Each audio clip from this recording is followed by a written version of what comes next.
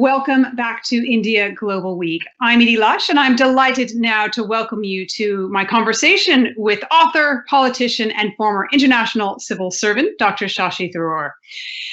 He straddles several worlds of experience. He's currently a Lok Sabha MP representing Thiruvananthapuram, but it's his career before he became an Indian politician that we want to focus on today.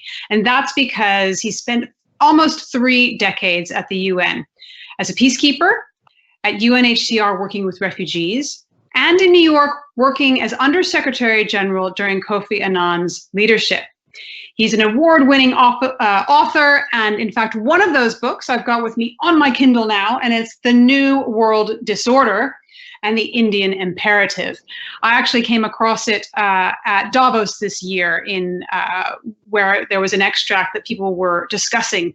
And I just want to read a little extract from the book now, where you say it's clear that the international liberal order is facing a moment of crisis. The political, economic, and security fundamentals that underpinned it are invalid, with no consensus on others. Globalization is confronted by economic nationalism. We're seeing attempts to close borders. Strongmen politicians and international norms and institutions appear less relevant to managing the global consensus. Now, I read this in January, really before COVID-19. So can you give me a sense of where we are now with multilateralism?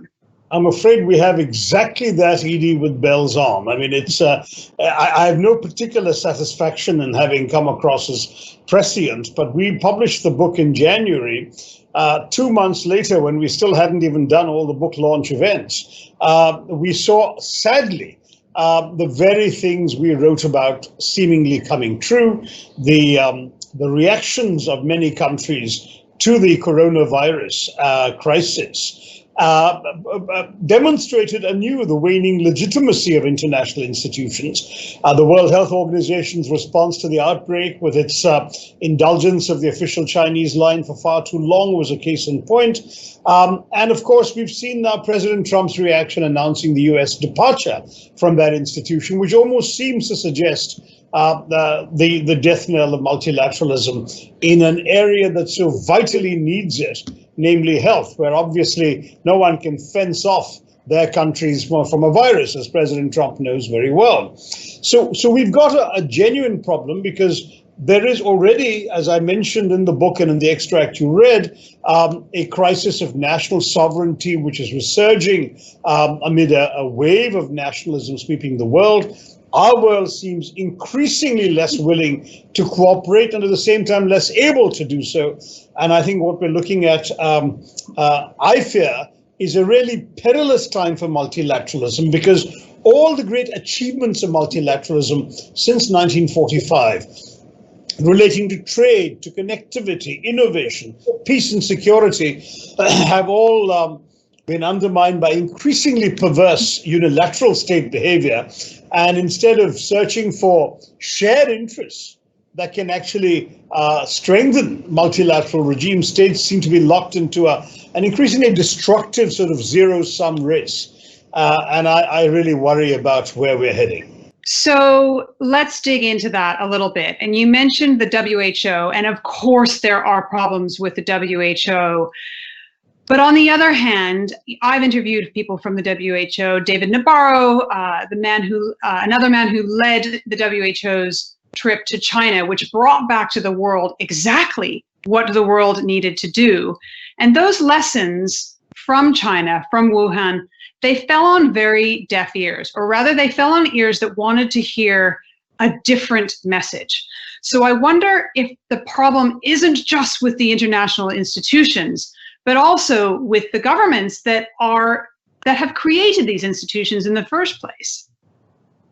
That's a very, very fair point. And I've actually been making that argument that if President Trump has a problem with the way in which the WHO seemed overly deferential to the Chinese government, he also needs to look at the fact that the entire international system has been set up by its most powerful member states to ensure that none of these agencies can cross these member states' wishes.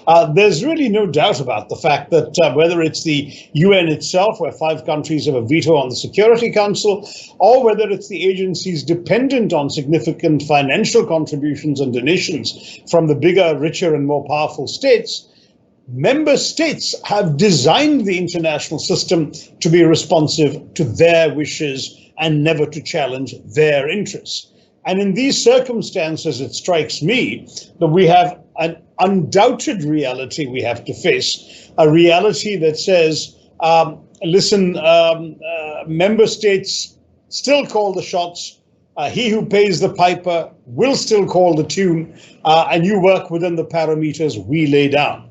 Now, what the coronavirus pandemic has actually suggested is that that may not be good enough. You see, our critique of global governance never denies we recognize the interdependence and shared resilience and fragility of our global society. Because had global governance been working effectively, the world would have identified the coronavirus as soon as it emerged. The WHO would have sounded a global alarm earlier about its dangers. Collectively, we'd have identified and publicized the best practices that should have been adopted by all countries to prevent or limit the spread of the pandemic. And the fact that this didn't happen shows we have a design flaw in the system of global governance that we absolutely need to fix. It doesn't mean we don't need global governance. On the contrary, it means we need something better and more effective. And to my mind, one of the things we need to do is to strengthen these institutions at the expense of member states. Now, that's a hard sell with member states. Member states want to hold on to their hard-won sovereignties. They don't want to surrender their point of view and their interests to some unelected bureaucrat sitting in Geneva or New York, for that matter. And this becomes a real problem because I've heard from very reliable sources that the WHO actually did try to send an independent group of experts to Wuhan in the first week of January, and they were rebuffed by the Chinese government that denied them visas. Now, can we imagine a system in which a UN agency like WHO will not require a visa to send an expert to a country at the earliest possible stages of a potential pandemic? I'd like to see that happen. But right now, I'm not aware of too many governments who would agree to that because they believe granting a visa is their sovereign right, and refusing one in what they deem to be their national interest is their sovereign privilege. So these are amongst the kinds of challenges we have. Another one that I stuck my neck out and said maybe we should reduce all executive heads of all UN agencies, starting with the Secretary General of the UN, Director General of WHO, all of them, to one non-renewable but longer term, let's say a 6 or 7 year single term, rather than 4 and 5 year terms with re-election, the carrot dangling at the end of it, because obviously no executive head with any ambition to get re-elected is going to cross his most powerful member states. He's not going to offend them. And the result is that he will play along with their wishes, often over the principled conclusions he's drawn about what's in the interests of the institution that he or she is heading. These are the kinds of issues I think we'll have to grapple with. And I would hope that when COVID-19 is behind us, that the world will actually get together and look hard and fresh at the rules of global governance. It's a 75th anniversary of the UN this year. There couldn't be a better landmark, I think, than to think of this as an opportunity to reinvent the way in which the entire UN system works. So really interesting because only government can reform the UN, right? Even the enlightened Secretary General can only do so much. In fact, I've heard you say that the UN is both a stage and an actor. It's a stage on which member states are playing their part and an actor executing the scripts that member states write for it. So how do you get that kind of consensus to change terms, consensus to, imagine, give those agencies the ability to enter a country even when the country says no? Well, I think there's absolutely no question that can only come from member states, because if member states, in the spirit of 1945, when President Harry Truman, at the function in San Francisco to adopt the UN Charter, memorably said that we just can't do as we please, we really have to be willing to surrender some of our power and some of our rights in the interest of our common humanity. I'm paraphrasing here, but that was the idea, the thrust of his speech. We need in the 21st century, 75 years later, world leaders to step up to the plate and say precisely that. Because the rapid and global spread of the coronavirus pandemic is a devastating reminder of the consequences of inadequate global governance. In many ways, it's a timely memo to sovereign states that the reassertion of sovereignty, which we're seeing worldwide, must not imply an abandonment of global responsibilities. When this pandemic is over, the globe has to learn lessons about what happened and how to prevent what happened from happening again, and how international systems and institutions can and must be strengthened and radically reformed in order to forestall its recurrence. Otherwise, we will again be lamenting global governance and again be facing one more crisis, if not next year, then within a few years, certainly.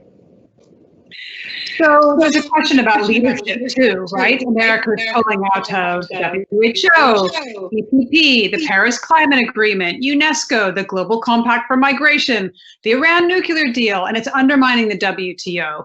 So if we don't see a strong America, and there's a question mark over what happens in November, but for now, if we don't see a strong America, where is that global leadership going to come from? Well, we shouldn't write off America. They have an election coming up in November that might give us a very different administration to begin with. And I'm not suggesting that that one needs to interfere in the domestic politics of the big superpowers. But the fact is that in the case of the US, which was for the longest time the biggest supporter and booster and still is the host of the United Nations headquarters, they have an outsized responsibility and also an outsized capacity to damage the international system, no doubt about it. But otherwise, it has to come collectively. Europe certainly had been seen for the longest time as a poster child for policies of integration and willingness to look beyond narrow concerns of sovereignty to collective interests. That took a bit of a knock with COVID-19 when suddenly the Schengen Agreement, which permitted free and open travel across borders within member states of the Schengen group, suddenly essentially collapsed and all the borders got sealed, when various new restrictions were put within European countries and between them. And now that that's easing, the Europeans have to ask themselves some tough questions. You remember they tried to float Corona bonds as a collective way of bearing the burden. And the so-called frugal four told the spendthrift six, sorry, folks, if you were going to go off and live beyond your means, we ain't bailing you out.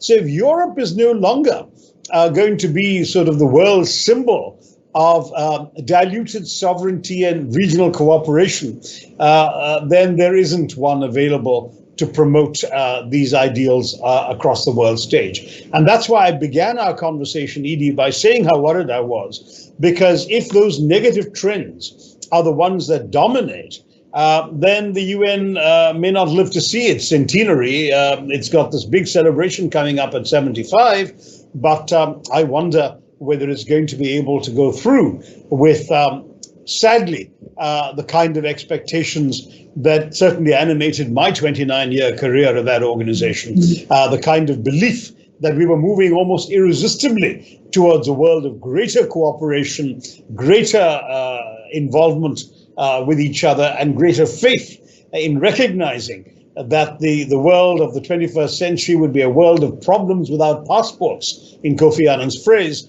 that required blueprints without borders to solve them. Today, the borders are coming back up again. The passports are required at every frontier, and the problems just continue spreading without effective mechanisms to check them.